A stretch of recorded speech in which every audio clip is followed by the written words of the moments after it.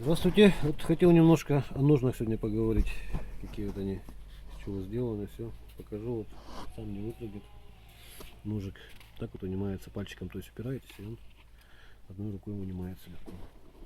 Нож отложим, ладно. Так, вот они ножны, значит. Тут у нас внутри можжевельник.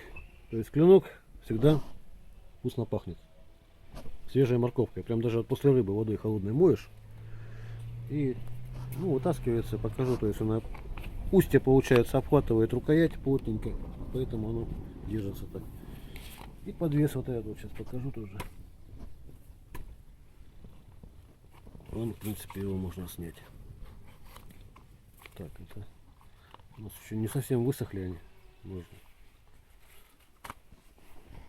Ну, вот этот подвес, его надо временами вот так вот разминать.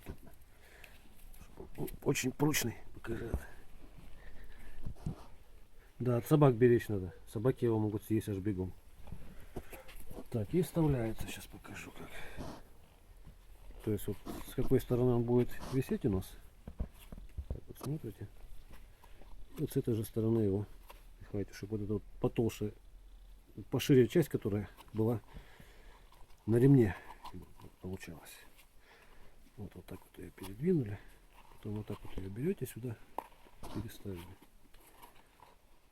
Вот. И вытянули.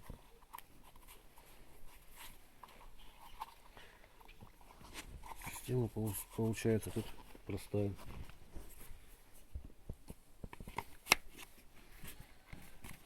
Это, конечно, будет потверже у вас, нужно сами. А подвес вот его надо будет разминать. И временами еще вот воском таким вот я обувным мажу. Вообще говорят, хорошо ножны мазать. Ну, ножны и подвес тоже вот, чтобы они не пересыхали. Мазать мозгами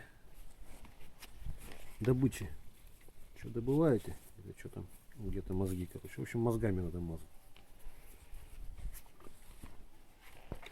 Так вот я воском пока обувным. Тоже очень-то, в принципе, спасает. Если пересохнут ножны, значит, это я показывал уже. Рукоятку кожей оборачиваете, в тисы зажимаете. И вот сюда вот можно даже палочкой между тесами упереть и вытащить их вот так вот. Типа. Так. И если будет туго ходить, вот эту вот деревяшку просто наждачкой вот так вот немножко подточить. Это если туго будет заходить сильно. Ну вот, в общем, тут все понятно, да? Ну вот заходит сюда, с этой стороны, ну, выходит в петлю. Сюда вешается на ремень. Всего доброго, до свидания.